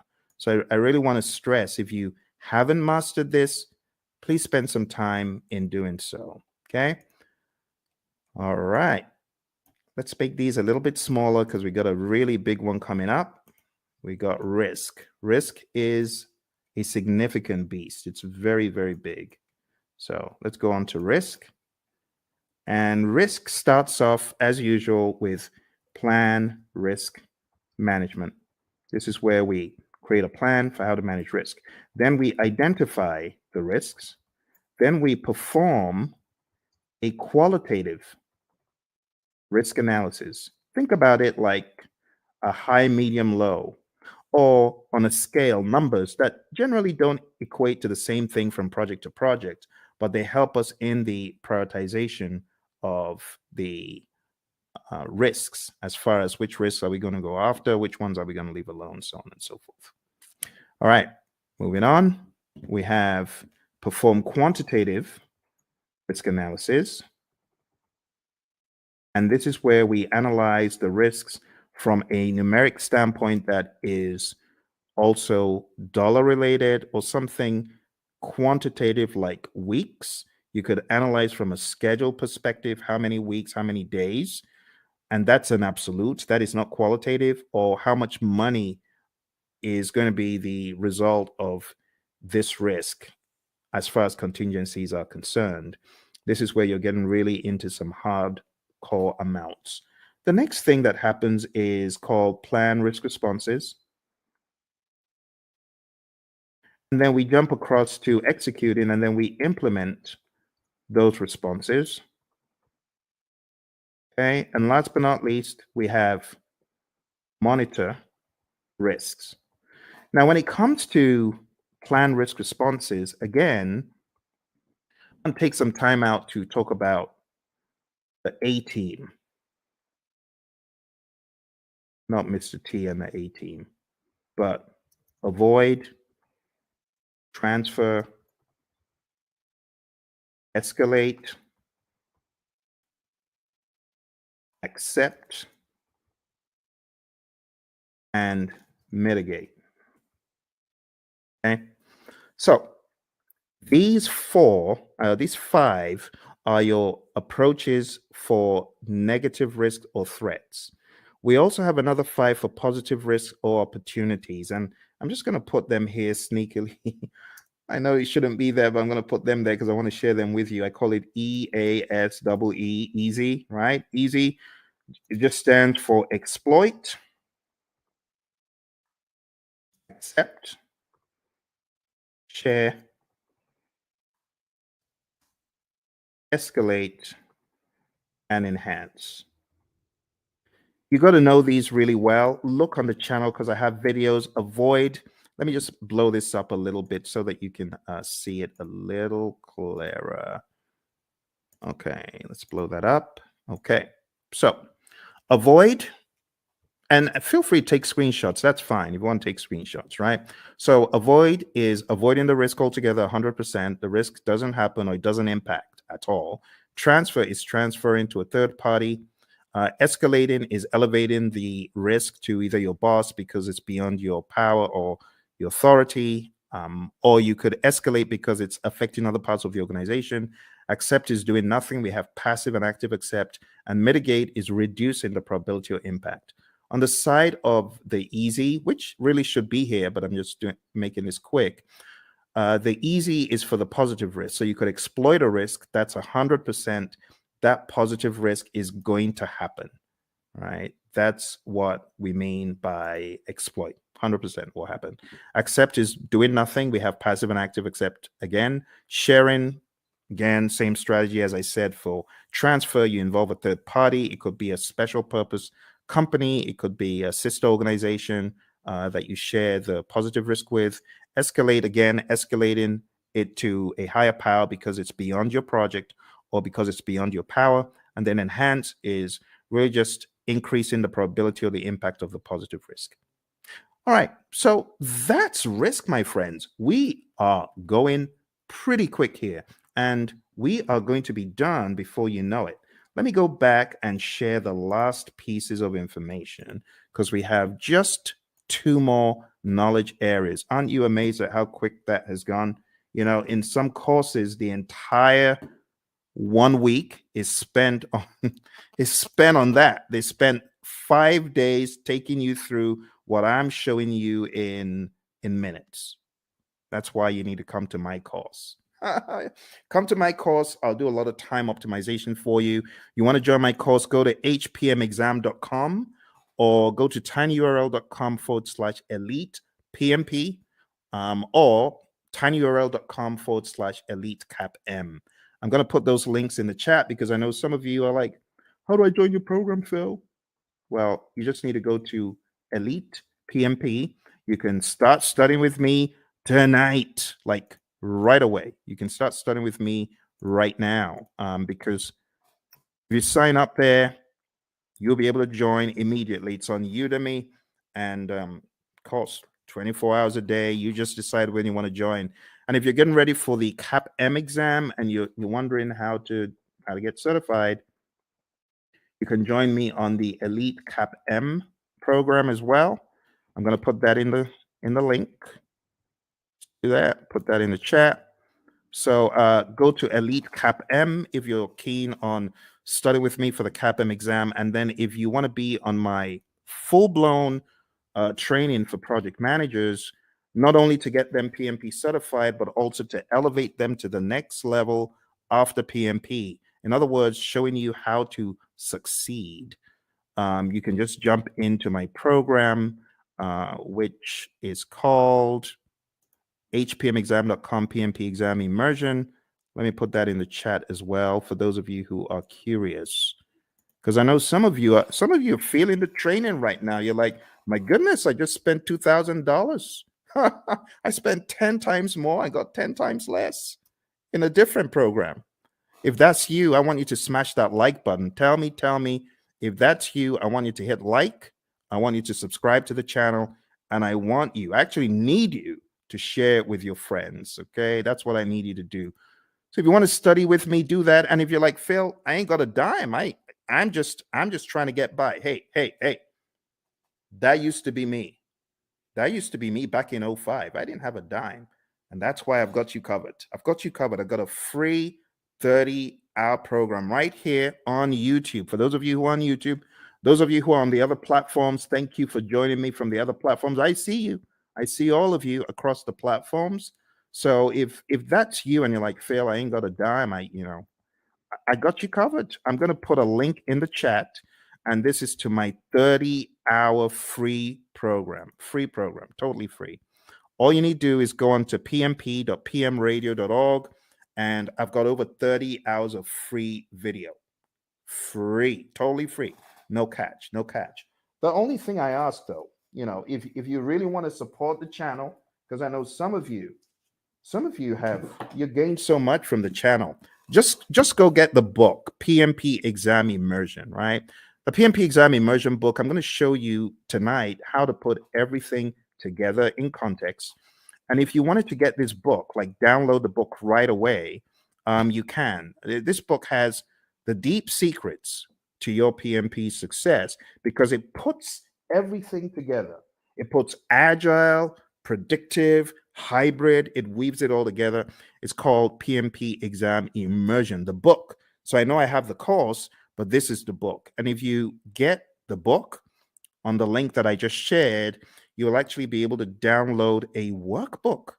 And the workbook has 100 of these crazy, what should a project manager do next kind of questions. So whatever the case, whether you can afford it or not, I got you covered. For those of you who say, Phil, I'm just, trying to survive here. That used to be me. So I got you covered. Don't worry. Just go to pm.pmradio.org, and you're gonna be extremely delighted when you see what I have in store for you guys and girls. Okay.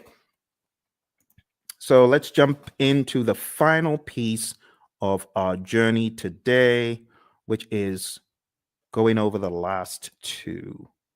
I'm going to make the others very small, just so that everything can fit on the screen. Okay. Some of these processes, they occupy a lot of space. I might be able to make a few of them bigger, like quality is actually not that much. And if you haven't gone through this rites of passage, well, I'm glad you're going through it right now. This is a brilliant opportunity for you to see how the entire table comes together. All right, so procurement.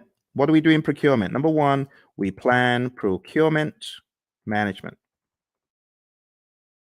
Plan procurement management is where we decide, are we going to buy or not? Are we going to make or are we going to buy? If you decide to buy, then we go through the procurement process, the philosophies, right? And we do the RFPs or the RFQs or the RFI, request for proposal RFP, request for quote RFQ, request for information RFI, IFN, invitation for negotiation. I'm talking so quick because I want to get done. I want to get done. It's a weekend. It's a weekend. You see, the labor of love, your buddy Phil is here for you to help you. Because once I hit the road again, it's going to be hard for me to do these. And I hit the road very shortly. All right, conduct procurements is where you take a look at all of the proposals that were sent in and you select one or two, you award a contract, and then control procurements. This is where you are checking to ensure that the vendor, the seller actually did what they promised. You want to make sure that they are delivering. You want to make sure that they are on time. You want to make sure, as one of my students said, hey, my client just showed up and we do interior for airplanes and they just showed up to do an audit. That's control procurement. You want to make sure that the seller is really upholding the quality. And the funny thing is they weren't, because, some of these folks, they bring in, they want to show off to their friend, like, oh, you need to take a look at this aircraft that we're refurbishing. So unfortunately, on that day, one of them brought his buddies into to the workplace. Bad move because the customer showed up. All right, let's finish this off. All right, last but not least, we have stakeholder. So over here, we have identify stakeholders. This is the only one that you have in the initiating process group. And then we have plan stakeholder engagement. And then we have, after you've planned how to engage a stakeholder, then we have manage stakeholder engagement. This is where you're actually engaging your stakeholder, speaking with them, communicating with them, working with them. And last but not least, we have monitor stakeholder engagement. Okay. And my friends, that's it. I just showed you. Please give me a round of applause. Give me a round of applause, please, please, please. I think I deserve it because I've done what a lot of instructors won't do. I took you through the entire Agile curriculum. I've taken you through PMBOK 7, principles, domains, and boom, now I took you through PMBOK 6. PMBOK 6. Do you know how much time that would have taken to go through these books alone? Do you know what that would have taken? We went through this, we went through this, and we went through this. All in 1.5 hours. Please give me a round of applause. I need some likes. Like, please, please help me, help me. I know some people think, why is he asking for likes? I need your likes. I can't do this alone. I'm trying to help the world get PMP certified. You need to remember where I'm coming from.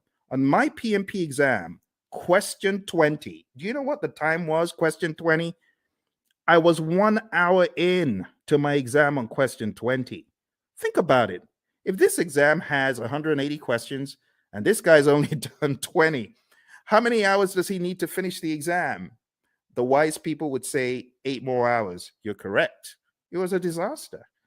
I had only gotten to question 20, 1 hour in. And this is a very good example of how not to take the exam. Don't take the exam saying, oh, I've got to answer this. I'm going to use all the time I can to answer this one question. No, don't do that.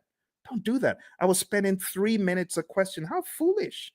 Instead of me to go with my gut and just keep mowing them down, just keep going. Even if you feel they're not right, you don't have the luxury of time. I've had a lot of students who say, Phil, I was shocked. I ran out of time. Normally, before I got into the exam, I was killing all of my mock exams. Of course, because the stakes are higher. Your brain is going to be working differently. You're going to be working differently. So don't try that stuff that you do at home on the real exam, okay? Which is why I say roll up your sleeves and go to a test center, smell the coffee. It'll kick in. It'll kick in. Just drink the coffee, but smell the coffee because you realize the stakes are high. Long story short, after 1 hour, I started writing my eulogy of the PM slain in the Battle of PMP. The PMP who tried his best, the PMP aspirant, the PMP wannabe who tried his best. Phil tried his best, but alas, he was slain at the Battle of PMP. Why was he slain? He didn't have his weaponry right? So I was crafting my eulogy until a conspiracy theorist gremlin pounced on my shoulder. And I'm grateful for that conspiracy theorist gremlin. And the gremlin said, the PMI is looking at you from behind the scenes, and they can see that you got all the questions wrong, and they're giving you more of those questions. You got risk wrong, and they're giving you more risk. You got schedule wrong, they're giving you more. Why don't you go to the back of the exam? It was a crazy thought, but this is what got me out of the exam alive. I jumped all the way to the back of the exam. Back in those days, you could move backwards and forwards between all the questions. And back in my day, there were actually 200 questions. So I went all the way to the back and I started doing the questions from the back, from the back, from the back. Truth be told, hey, use this. Use this as the fire escape. For me, it was the fire escape. I started backwards and I realized the questions were easier from 200, 190, 180, 170, 160, 150, 140, and just kept doing the exam backwards, and it was easy. Then I got to a pocket of difficult questions. It's like these question writers are like fiends from the pit. They know where to grab you, and they just, boom, dollop a boatload of hard questions, and it's like quicksand. Don't be moved by that. You can jump over the quicksand, or you could just do C, D, E, C, C, C, whatever the options are, but don't get stuck in the quicksand. I didn't get stuck in the quicksand. Kept mowing them down. I think I had a pocket of difficult ones in 120, kept going back around 70 something, difficult ones around 50. I didn't care. I was just mowing them down, doing my best. And then I got back to question 20. And guess what the time was? 3:55. Pretty much I had 5 minutes left. And the question is, am I going to start changing stuff, or am I just going to end the exam? Took a deep breath. Boom, end the exam. And then the screen goes blank. You've been selected for a survey. We would like to find out, did you enjoy your exam experience? Was it clean? Did you like the staff members? Oh my goodness. Now I have to go all the way through this ridiculous survey saying, I liked it, I didn't like it. But remember, the conspiracy theorist gremlin is saying, fail, you got to say you like it, because if you said you don't, you're going to fail. So what did I do? Yes, I liked it. It was good. It was clean, even though it was dingy and dim lit. Everything was good. It was good. It was good. It was good. Then press the end button and the screen goes blank for like an eternity. Congrats. You've passed the exam. Talk about being chased by, you watch those TikTok videos of crazy bear out of somewhere in Colorado, those bears. That was me. I felt like I had run from the crazy beast. And that's why I do what I do. Because when I came out of the exam, I promise that if I come out of the exam alive, as I'm writing this crazy exam called the PMP exam, I'm promising if I come out of this thing in one piece, two promises. Number one, I promise I'll never curse the PMI. I won't curse them as I always have been. And number two, I promise I'll tell everyone anything in the world that moves. I'll tell them this exam crazy. Crazy exam, crazy exam. That's why I say take no prisoners. Do everything you can before you find yourself in front of that computer monitor. Do everything you can. All right. Final thing we're going to talk about today, my friends. I'm going to show you the PMI's secret sauce for the PMP exam. They have a secret sauce for the exam, and that secret sauce is encapsulated in a document. And the document is simply called PMP Exam Content Outline. I'm going to put that in the link so that you can download it and read it. I'm showing you where all the treasure is buried tonight, my friends. You know, like I said, I'm hitting the road again. I don't know when next I'm going to be able to do this. It's going to be a while. Here we go. Here we go. That is the PMP Exam Content Outline. And I'm going to go over the outline with you, but I'm not going to do it the usual way. I'm going to do it differently. I am going to do it very quickly by going through my special roadmap. It's a roadmap I created for the PMP. And it cuts off, I would say, about 10 hours. It cuts off 10 hours from the curriculum because it's very rapid and effective. Are you ready? Let's jump into it. Let's jump into it. Here we go. Here we go. For those of you that have been on since we started, thank you very much. I hope you're finding value from it. Your exam is going to have people. 42% of the exam is people, 50% is process, 8% is business. And then you can slice that across 50% agile and hybrid, 50% predictive. Okay? So what am I trying to say? I'm trying to tell you agile is a beast, a big old beast as big as predictive. Here's the breakdown one more time. See that? So pay close attention to the process domain, but don't forget, you could slice these into 21, 21 for people, 21 agile and hybrid, 21 predictive. For process, 25 agile and hybrid, 25 predictive. For business, 4% agile and hybrid, 4% predictive. That's the general idea. Okay. Let's go into the people domain very quickly, and I'll just try to wrap it all up. Okay. Number one, I have changed the order from what is in the outline that I sent you. In the outline, it starts off with manage conflict, and then it goes into lead a team and so on. But I'm changing it because I want you to get the flow. The flow doesn't make sense in the outline. I want you to get more of the flow from a time perspective. So number one, what I want you to think about first is building a team. You build a team, and then you begin to define the team ground rules, do's and don'ts, and acceptable behavior.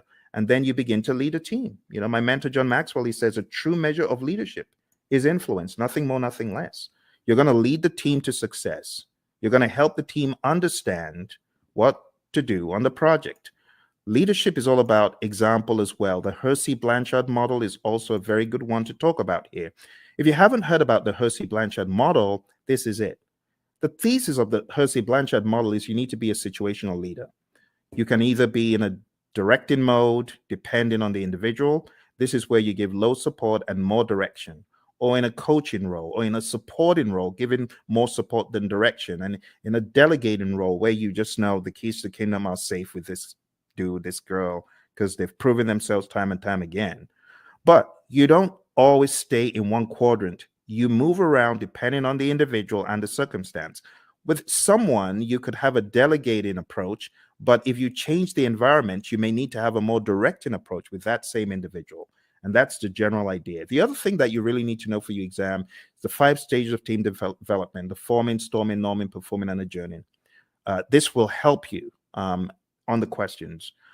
There's also subtle lingo used. So when it comes to forming, the team members are independent. When it comes to performing, the team members are interdependent. So you got to understand PMI's lingo when it comes to these. I would say it's worth checking how they discuss the 5 stages of team development, or Tuckman's ladder, Bruce Tuckman's ladder. Also, as part of your journey, know the 10 tenets of servant leadership: listening, empathy, healing, awareness, persuasion, conceptualization, foresight, stewardship, commitment to growth of people, and building community. You already know the PMI isn't going to do this in parrot fashion, but you do need to be very comfortable with the narrative. Also, for the people domain, you need to understand the Thomas Kilmann conflict mode instrument. There's no image of this in the PMBOK guides, any publications from PMI, but you need to realize that you could be somewhere in the middle as far as your approach to conflict, or you could be very forceful to get your way, or you could be in a collaborate or problem solve mode, which means you're assertive about your needs and the other person's needs. You could be in the avoid or withdraw mode, or you could be in the accommodate or smooth mode. The accommodate or smooth means you're more focused on the person's needs than yours. Avoid or withdraw means you don't care about yours or the other person's needs. You just want to escape. And that's okay. But avoid or withdraw is not the end. You could be back. You could be back with some additional backup. It depends. Okay. So there they are again. The Thomas Kilmann conflict mode instrument, PMBOK 6, page 349. If you're in PMBOK 7, it's talked about differently. It's kind of wonky because it kind of went off something else instead of sticking to the Thomas Kilmann conflict mode instrument itself. This is what I would recommend, though, for your exam prep. Okay. So going back, we've talked about 6, 12, and 2. The other things you need to know for your exam: definitely understand how you as a leader should build shared understanding. Then we go to task 5, ensuring team members and stakeholders are adequately trained, which is a no-brainer. Number 13, mentoring relevant stakeholders. Whether you're the scrum master or the project manager, you should mentor. Empower team members and stakeholders. Manage conflict. This is where the whole conflict dialogue now comes in. Number 11, engage and support virtual teams. Understand the concept of the fishbowl window. Number 9, collaborating with stakeholders. Number 7, addressing and removing impediments, obstacles, and blockers. Number 3, supporting team performance through the application of emotional intelligence. Number 14, I beg your pardon, promoting team performance through the application of EI. And number 8, negotiating project agreements. Now, 3 and 14 are very close. Supporting team performance and promoting team performance, they're very similar. Supporting the team means you're there for them, you big them up in a meeting, you don't throw them under the bus. Promoting team performance through the application of EI is different. This means you are emotionally intelligent. Emotional intelligence means you're able to control your emotions, bridle your emotions, and you're also able to influence the emotions of others. And that's the people domain very succinctly, okay? As easy as ABC. But don't forget, in the document I sent you, every one of these is broken down into smaller enablers. I would recommend going through the PDF that I put in the chat. That will help get you to excellence in this. Okay, let's move on to the process domain. Before we get to the process domain, I really want to accentuate a couple of tools. Okay, the stakeholder power interest grid is big. Make sure you understand that before your exam. You could have the power interest grid, the influence impact grid, and other allotropes of it, and understand the planned stakeholder engagement process. This is where we have our stakeholder engagement assessment matrix. I call it the SEAM.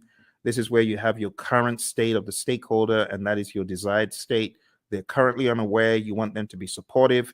The question for your team then becomes, how do I get Bob from an unaware stakeholder to supportive? What are the actions that we need, right? And those are the actions that you got to discuss. So this is a great conversation piece for the real world as well, okay? In the task of collaborating with stakeholders, in which process do you build trust and gain support from stakeholders? What do you think? A, B, C, or D? All right. I'll go quick. So the answer to this, my friends, is where you are communicating with the stakeholders and working with them. And therefore, the best answer is manage stakeholder engagement. You won't get questions like that on the exam because those are very prescriptive to process name, but still you could get the process names expanded upon and camouflaged. So you do need to know what you're doing in each process. Here's another one. On your Agile project, when facilitating a meeting with stakeholders, it is critical to do what? Is it hold the meeting in person? Is it develop and distribute an agenda prior to the meeting? Is it bring snacks? Or is it use technology to record the meeting so you can reference as needed? What do you think? Which one is more agile than the others? Which one makes sense? Okay, so which one is critical? In which one would the meeting sink if you didn't do it? Think about it. It's like a trick question. But you're not required to hold meetings in person in the world of Agile. You don't have to bring snacks and you don't have to record, but it would make sense. For example, if you're holding a retrospective, it would make sense for you to have an agenda and for you to share that. Okay. So this is an example of how, oh, looks a little bit difficult. Am I in the world of predictive? Or mine, it sounds a little bit predictive in the answers, but it says Agile. So you got to be ready to face things like that. All right, let's move into the next domain, which is process. Okay. As usual, we have our roadmap, and these are the things we've just talked about. So I'll be very quick. Number one is actually task 13. So this is where you determine the appropriate methodology, the methods, the practices. Are we going to be agile, predictive, or something else? Then you got to establish a project governance structure for rules and regulations and how things work. And then number 9 is pretty much integration. You got to integrate project planning activities. Number 17 is plan and manage project or phase closure, pretty much close project or phase, which we've already looked at today. Number 8, plan and manage scope. Number 6, plan and manage schedule. Number 5, plan and manage budget and resources. So at a high level, number 8 is really scope management that we looked at. Number 6 is schedule management. And number 5 is budget and resources. I'm sorry, it's a little bit obscured because of the color on the screen. Number 7, plan and manage quality of products or deliverables. That's quality as a knowledge area. And all of these also double in the world of Agile. Don't forget. Number 3, assess and manage risks. We've taken a look at that. Number 12, procurement management, pretty much. Number 1, execute the project. Now we can execute the project. After you've done all that planning, now you execute with urgency to deliver business value. Number 16, ensure knowledge transfer for project continuity. Make sure that you're transferring the knowledge, because if that person leaves, what's going to happen? That needs to be your question. All right, manage project issues, have an issue log. Make sure you chase those impediments as vehemently as possible before they eat you alive. So we talk about impediments, obstacles, and blockers.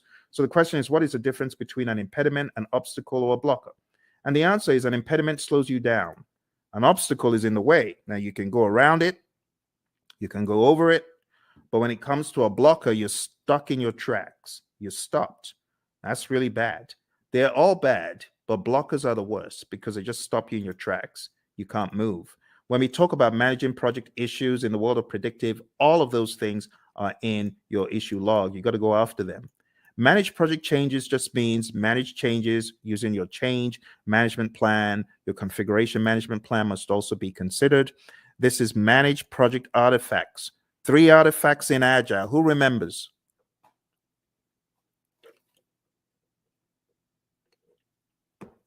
I'm getting some crickets. 3 artifacts we talked about. Does anyone remember?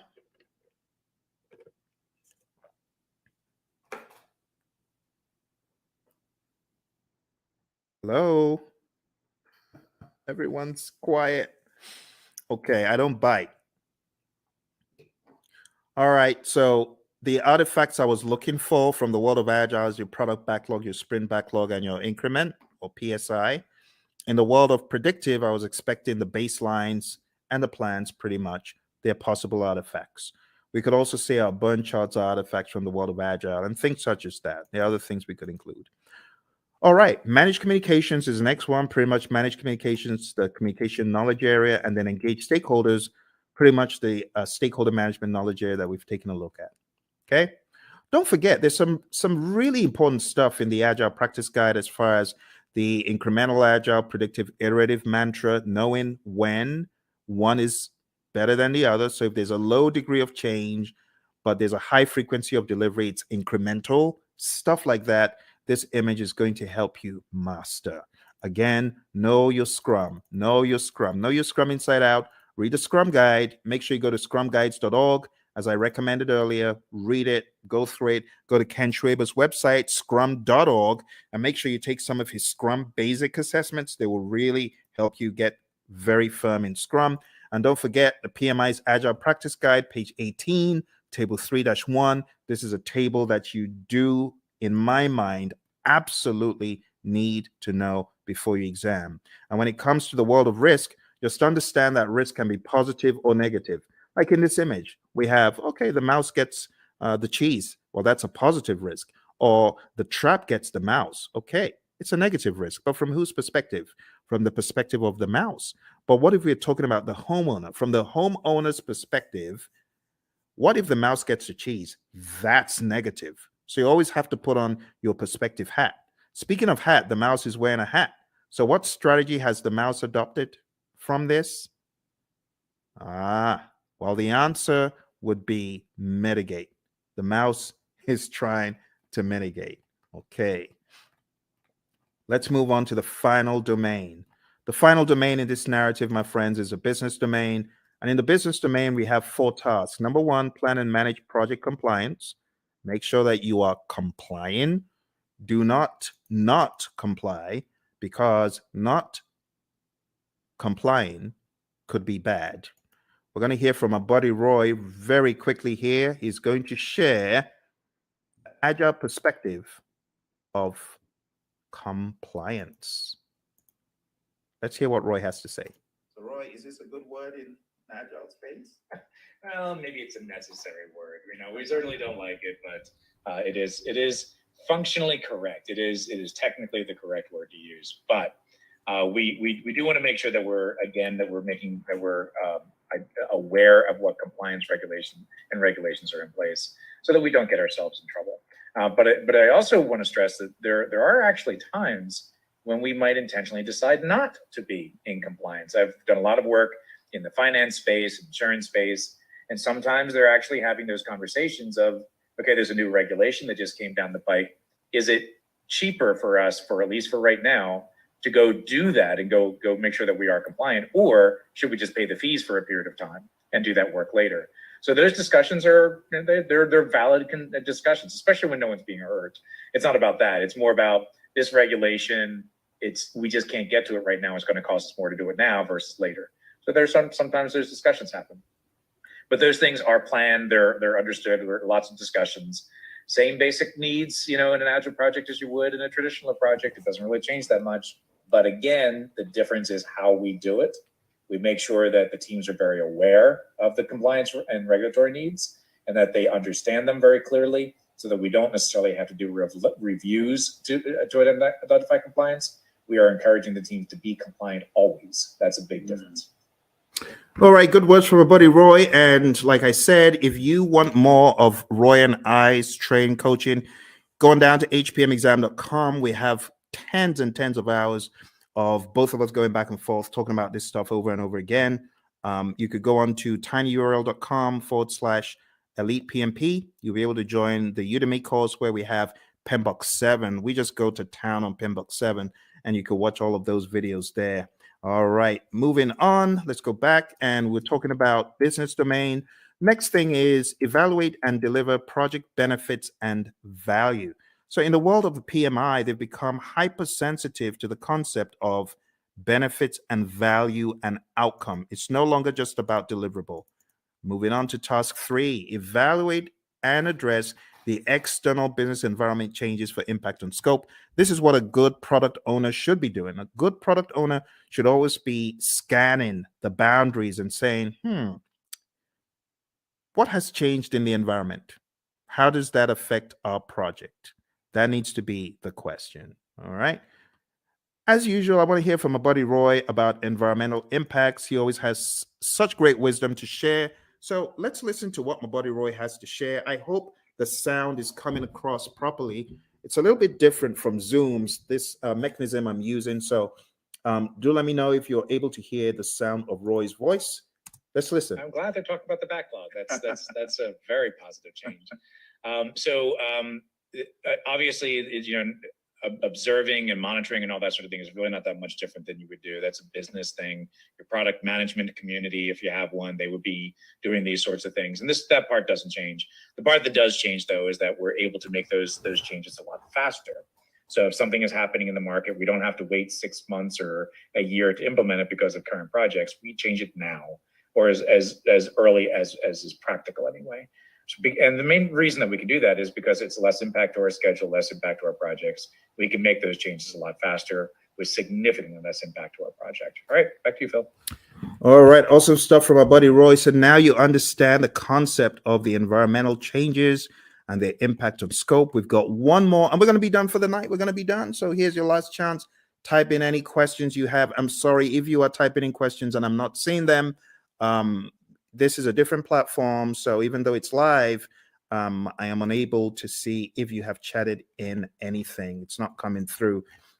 You might want to go to LinkedIn and try, because a few moments ago, Lawan was chatting in and it did work for her on LinkedIn. So if you're typing in and it's not working, I am sorry. All right, let's go on to the final one, and it's support organizational change. And you as a project manager, this is your job. Your job is to support organizational change. If the organization is going through change, you got to be a champion for it. You got to make sense making sessions. You got to help the organization, right, in their sense making sessions. You need to spearhead and lead the charge. As it says here in what we have in 3.4, it says assess the organizational culture. That's number one. Number two, evaluate the impact of the organizational change to your project. And finally, evaluate the impact of the project to the organization. And then you got to determine required actions either way. That's the general idea. We're going to hear from our buddy Roy, and then we're going to wrap this up. So our buddy Roy is going to talk about organizational change from the world of Agile. Let's hear from Roy. So Roy, how do we think about supporting organizational change from this perspective? Yeah, this is huge in the Agile space. And the main reason is to enable Agile to work properly, you need to change the organizational culture. It has to happen. To support things like, experimentation and the ability to fail and removing impediments as quickly as possible. All of these things may be contrary to the way that your organization is set up and contrary to the culture. So as project managers, as scrum masters, you need to be evangelists and champions of the process and encourage that change by educating your leaders, educating your business partners, your stakeholders, making sure they really understand what this is all about. Organizational change, let's say this, the biggest barrier to Agile adoption is organizational culture. So if you're looking for one thing that's going to be your biggest problem, it's the organization itself, the culture of the organization. So you need to pay particular attention to that, because you're going to see behaviors that are more traditional in an Agile environment. But in an Agile environment, those traditional behaviors don't work, right? If you're expecting to see things the same way, do things the same way, and just do Agile, you will fail. It will not go well for you. You may get some benefits, but eventually you're going to start seeing where the organization is going to get in the way, and you will start very quickly falling back into traditional approaches because this Agile thing doesn't work here, right? And it's not that Agile can't work there, it's that your organization is just not changing to allow it to happen. All right, Phil, back to you. Awesome stuff as always from my buddy Roy, my Agile coach. Thank you, Roy. And with that, my friends, we are done. Or are we? There's one little piece left that I like just to help you see how far we have come. Because when I tell you we've climbed 1,000 mountains, you better believe it. We've climbed so many mountains that you won't even believe. When you see the roadmap of everything we've done tonight, you won't believe how much we've done. We've done a boatload of stuff. We've done so much stuff. It could actually be a little bit mind-boggling to you. So what I like to do at this point, I like to show like a roadmap of all the intricacies of the PMP exam. So let me just go over them one by one. First of all, we've talked about the world of predictive. We've talked about the world of agile. We've talked about the people, process, and business domains. We've talked about Scrum. We've talked about Kanban. We've talked about the Agile Manifesto, talked about the Agile Manifesto values and principles. And then I've shown you PMBOK 7. I've shown you PMBOK 6. I've shown you the 12 principles and the 8 domains. Wow. My goodness. Okay, let's put it all into perspective. I'm going to show you one more image to bring it home. This is going to be the coup de grace. It's going to help you see everything in one place. Okay. But are you ready? I hope you are. This is going to go pretty deep. Let's take a look. I call this the PMP mind map. PMP mind map. And this mind map encapsulates the entire journey. I think at the end of it, you'll probably appreciate all the work you have been doing, actually. All the work you've been doing to succeed on your PMP, you're going to see it come to light here. All right. Here we go.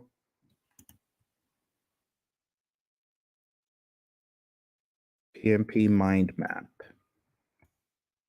You might have seen a video where I talked about this in the past, but it's always new because of the enormity of what we have done tonight. You ready? Okay. You take myself off the screen so that you can see it. All right. So we've talked about everything here in the world of Agile. See that? Let's zoom in.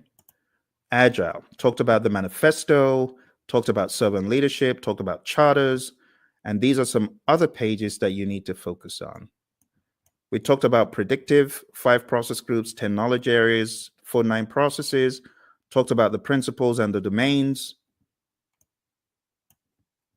talked about the PMP exam content outline. Quick note on hybrid, if you haven't already read pages 26 to 30 in the Agile Practice Guide, you definitely want to. And then we talked about Scrum. We went through the 353, and then coming to a wider view, we've talked about integration, scope, schedule, cost, quality, resources, communication, risk, procurement, and stakeholder. We've talked about people, process, and business.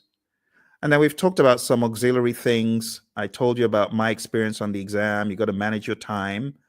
I told you definitely take it at a test center. I wouldn't advise taking it at home. Bad things happen to some people who take it at home. Some people are able to escape unscathed, but trust me, when it happens, when the flying monkeys come out, it's no fun.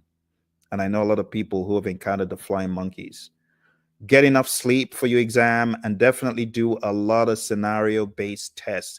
If you haven't taken my 200 question test, which you can find, actually, I've got 200 question tests on YouTube. If you haven't taken them, I highly advise that you do. I'm going to put them in the chat. Do that. So, well, my friends, thank you very much for joining me. I appreciate it. You take care, and don't forget, check out all the links, hpmexam.com, tinyurl/elite PMP, and tinyurl.com/elite CAPM. All right? You take care. All the very best.